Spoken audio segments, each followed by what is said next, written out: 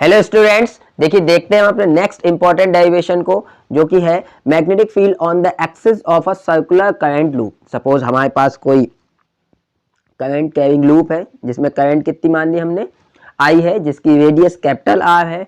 इससे x axis पर या इसकी एक्सिस पर, सेंटर से जो इसकी एक्सिस पास कर रही है उससे एक्स डिस्टेंस पर, सपोज आप मान लीजिए कोई पॉइंट पी है, यहां पर मैग्नेटिक फील्ड कितनी होगी इस करंट कैरिंग लूप की वजह से, वो हमको फाइंड आउट करना है। उसका रिलेशन क्या होगा, मतलब उसका फॉर्मूला क्या होगा।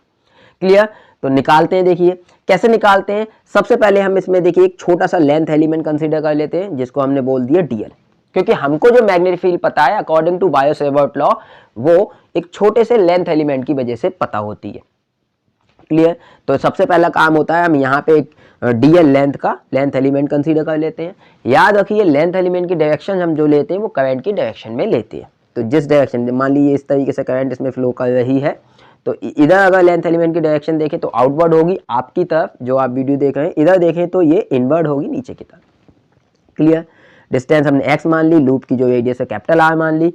इस लेंथ एलिमेंट से पॉइंट P तक की डिस्टेंस, जहां पर हमको मैग्नेटिक फील्ड फाइंड आउट करनी है, वहां तक की डिस्टेंस को हमने स्मॉल r कंसीडर कर लिया। क्लियर? अब अगर हम बात करें इसकी डायरेक्शन की, dv की डायरेक्शन, तो पहले हम देखिए लेंथ एलिमेंट की वजह से मैग्नेटिक फील्ड का फॉर्मूला लिखते हैं, फिर समझते हैं इसकी डायरेक्शन हमने इस डायरेक्शन में क्यों दिखाई है। ठीक, तो समझते हैं। देखिए we know according to Biot Savart law, according to Biot Savart law, magnetic field due to length element dl, जो लेंथ एलिमेंट dl है उसके अकॉर्डिंग, उसकी वजह से जो मैग्नेटिक फील्ड है वो हम फॉर्मूला लिखते हैं dv equal to mu naught upon 4 pi I dl cross r vector upon r cube. ये देखिए वेक्टर फॉर्म होती है बायो-सेवर्ट लॉ की। अब यहाँ से आपको याद रखिए जो dv की डायरेक्शन होती है वो dl के भी परपेंडिकुलर होती है और r के भी परपेंडिकुलर होती है, मतलब जो लेंथ एलिमेंट से डिस्टेंस है। ठीक, हमारा तरीका क्या है, देखिए हम छोटे से लेंथ एलिमेंट के लिए निकालेंगे, फिर पूरे लूप के लिए इंटीग्रेट कर देंगे, उससे हमारी मैग्नेटिक फील्ड का फॉर्मूला आ जाएगा। तो छोटे से लेंथ एलिमेंट की वजह से हमारी मैग्नेटिक फील्ड का फॉर्मूला ये होता है अकॉर्डिंग टू बायो-सेवर्ट लॉ, जो dv होती है उसकी डायरेक्शन dl और r दोनों की डायरेक्शन में होती है। अब यहाँ से अगर हम dl की डायरेक्शन की बात करें तो देखिए z एक्सिस की डायरेक्शन में, किस एक्सिस में डायरेक्शन में, z, क्योंकि हमने सपोज ये x मान ली, ये y, और z एक्सिस जो है वो आउटवर्ड है आपकी डायरेक्शन में, जो आप स्क्रीन देख रहे हैं उसके परपेंडिकुलर। ठीक, तो जो dl की डायरेक्शन है वो ऊपर को होगी आपकी डायरेक्शन में। ऐसी r की बात करें तो r की डायरेक्शन ये है। याद रखिए dl और r दोनों कैसे हैं आपस में, परपेंडिकुलर, क्योंकि dl जो है वो z डायरेक्शन में है और r कुछ इस तरीके से। तो इसके परपेंडिकुलर आप देखेंगे dl तो हमेशा कैसा रहेगा, 90 डिग्री एंगल पे रहेगा। अब हमारा जो dv है वो दोनों के परपेंडिकुलर होना चाहिए, dl के भी और r के। तो कुछ सोचिए, जो लेंथ एलिमेंट की डायरेक्शन है वो तो आउटवर्ड है आपकी डायरेक्शन में, मतलब आउटवर्ड आप जिस स्क्रीन को देख रहे हैं उसकी डायरेक्शन में, और r ये है। तो r के तो देखिए ये हमने जो मैग्नेटिक फील्ड मानी है वो डायरेक्टली आपको दिख रही है कि परपेंडिकुलर है r वेक्टर के। क्लियर? ऐसे dl देखिए आपकी डायरेक्शन में है ऊपर को, तो उसके भी परपेंडिकुलर। यहाँ पे अज्यूम कीजिए इसी dl को डायरेक्शन, क्योंकि हम वेक्टर को पैरेलली शिफ्ट कर सकते हैं, ये आउटवर्ड डायरेक्शन में, यहाँ भी आउटवर्ड डायरेक्शन अज्यूम कीजिए ऊपर को, तो देखिए dv dl के भी परपेंडिकुलर है और r के तो दिखी रही है आपको परपेंडिकुलर। क्लियर? तो इस तरीके से भी आप देख सकते हैं मैग्नेटिक फील्ड की डायरेक्शन। दूसरा ये भी होता है कि आप राइट हैंड थंब रूल से भी निकाल सकते हैं। क्लियर? यहां याद रखिए r और dl के बीच, क्योंकि dl और r दोनों आपस में कैसे हैं, परपेंडिकुलर है, एंगल कितना होगा, 90। क्लियर? तो अगर हम इसका मैग्नीट्यूड लिखना चाहें, ये तो हमने वेक्टर फॉर्म लिखी, अगर इसका मैग्नीट्यूड लिखना चाहें तो हम लिख सकते हैं, देखिए कितना, dv equal to mu naught upon 4 pi I dl r, और साइन कितना, देखिए r याद रखिए जो थीटा है, यहाँ से हम देखिए a cross b is equal to, आपको पता होगा क्या होता है, ए बी साइन थीटा। और थीटा होता है ए और बी के बीच का एंगल। यहाँ अगर हम बात करें साइन थीटा जो आएगा वो डीएल और आर के बीच में, और डीएल और आर आपस में कैसे हैं, परपेंडिकुलर, डीएल ऊपर की डायरेक्शन में, आर ऐसे है, तो यहाँ एंगल कितना लगेगा, साइन 90 डिग्री अपॉन कितना, आर क्यू। क्लियर। तो ये हमारा फॉर्मूला आया, इसको हम देखिए लिख सकते हैं डी बी, अगर सिंपली मैग्नीट्यूड को हम ऐसे लिख दें, mu naught upon 4 pi I D L upon R, R will cancel out एक, और 2 आर नीचे बचेंगे, मतलब आर स्क्वायर बचेगा साइन 91। तो यहाँ से हमने देखिए स्मॉल एलिमेंट की वजह से, स्मॉल लेंथ एलिमेंट की वजह से मैग्नेटिक फील्ड का फॉर्मूला निकाल लिया, वो mu naught upon 4 pi I D L upon R square होगा अकॉर्डिंग टू बायोट लॉ। अब हमारा काम है हमें पूरी लूप की वजह से मैग्नेटिक फील्ड निकालनी है इसमें। क्लियर। अब यहाँ से देखिए समझते हैं, जो मैग्नेटिक फील्ड है उसकी डायरेक्शन ये है, इस डायरेक्शन में हमने सपोज मान लिया जो एक्स एक्सिस से थीटा एंगल बना रही है मैग्नेटिक फील्ड, तो इसको हम दो कंपोनेंट में ब्रेक कर सकते हैं इस डीबी को, एक एक्स कंपोनेंट इसका मतलब एक्स अलोंग के, एक्स एक्सिस के अलोंग, दूसरा एक्स एक्सिस के परपेंडिकुलर। तो इसके हमने दो परपेंडिकुलर कंपोनेंट में ब्रेक कर लिए, एक डीबी एक्स और एक dB perpendicular. Clear.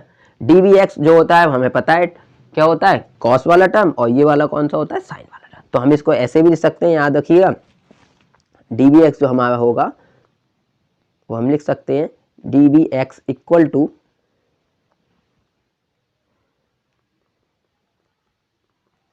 D B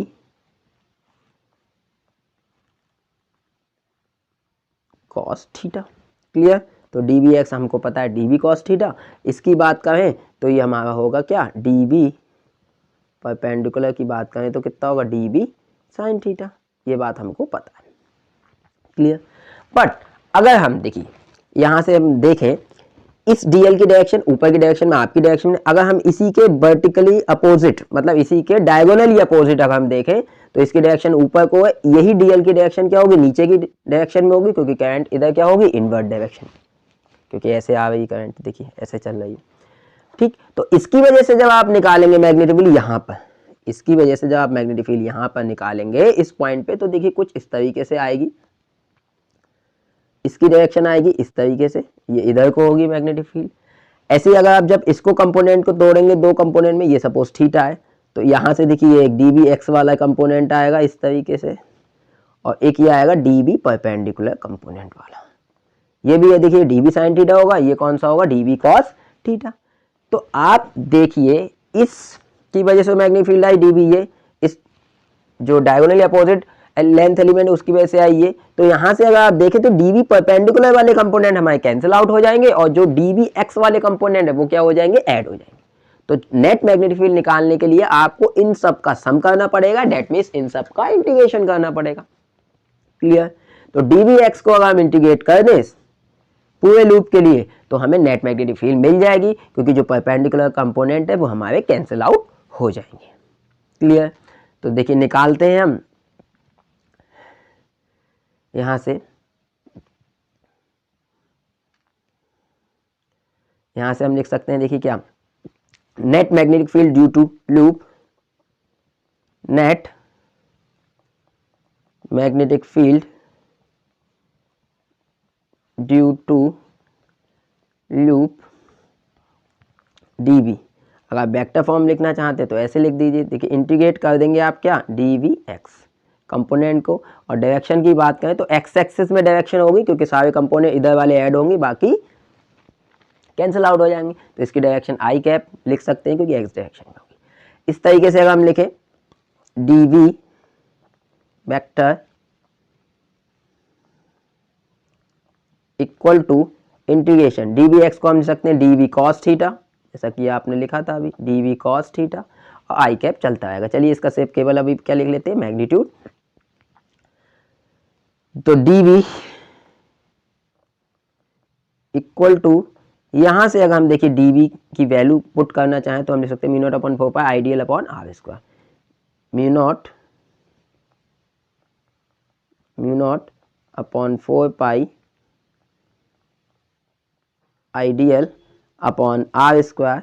यहाँ से देखिए कॉस थीटा की वैल्यू अगर हम निकालना चाहें यहाँ से, तो देखिए कॉस थीटा कितना हो जाएगा, यहाँ से कॉस थीटा इक्वल टू, यहाँ आप देखिए जरा ध्यान से, ये एंगल हमने एक्स एक्सिस थीटा माना है, तो ये वाला हमारा कितना होगा 90 माइनस थीटा, क्योंकि ये दोनों क्या है आपस में परपेंडिकुलर, ये और ये एक्स कंपोनेंट और परपेंडिकुलर ये आपस में 90 है, तो ये थीटा, ये कितना हो जाएगा 90 माइनस थीटा। अगेन हमको पता है जो डी बी है वो आर के परपेंडिकुलर, मतलब ये वाला जो एंगल है यहाँ से यहाँ तक, यहाँ से यहाँ तक ये 90 है। जब ये 90 है और ये 90 माइनस थीटा है ये वाला, तो ये हमारा कितना होगा थीटा।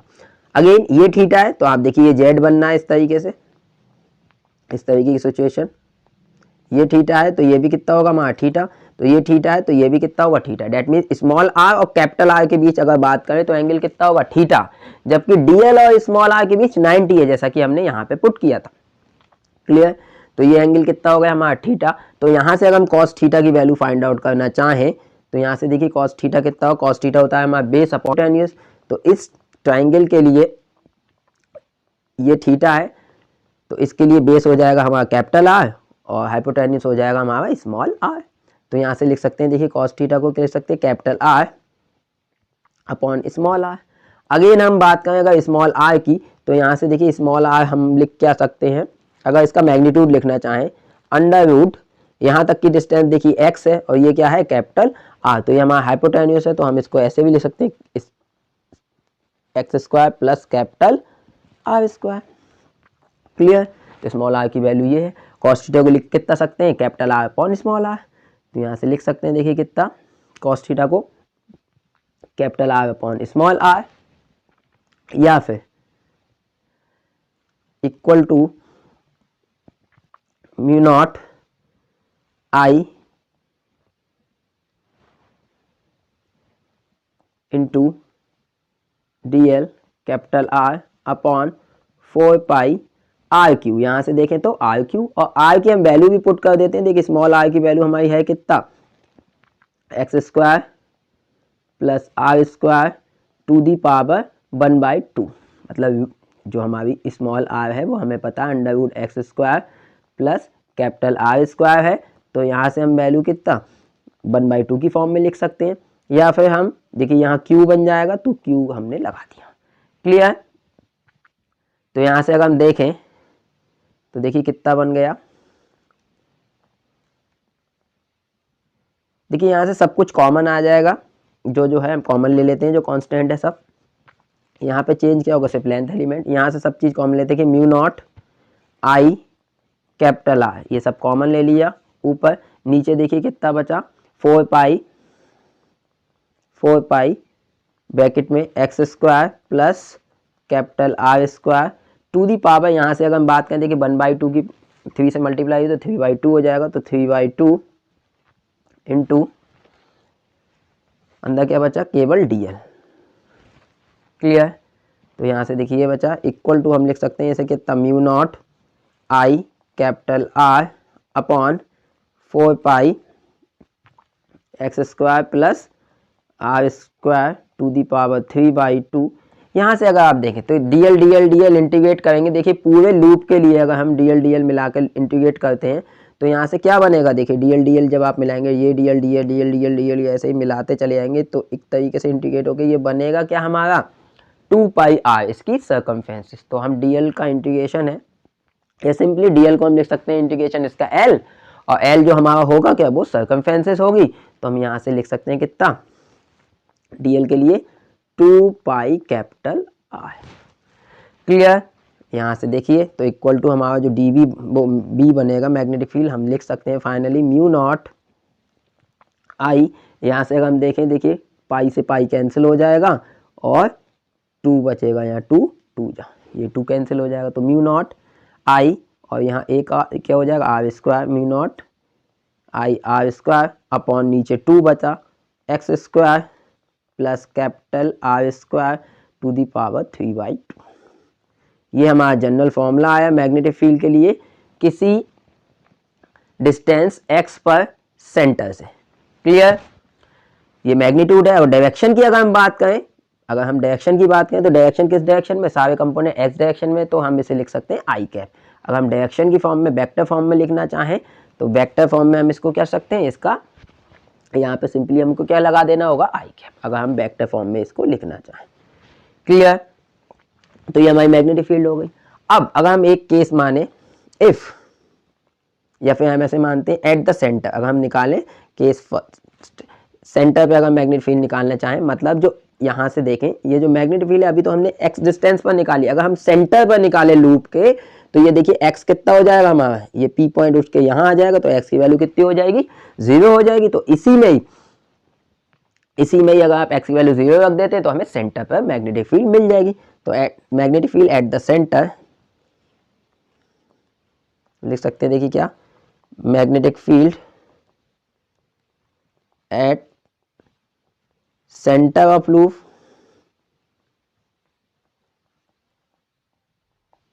एक्स कितना हो जाएगा उसके लिए 0, तो हम यहाँ से लिख सकते हैं, देखिए B equal to mu naught I R square upon यहाँ से 2, यहाँ से इस वाले टर्म में आप अगर x की वैल्यू 0 लगाते हैं तो आर स्क्वायर की पावर 3/2, 2 विल कैंसिल हो, मतलब आर क्यू।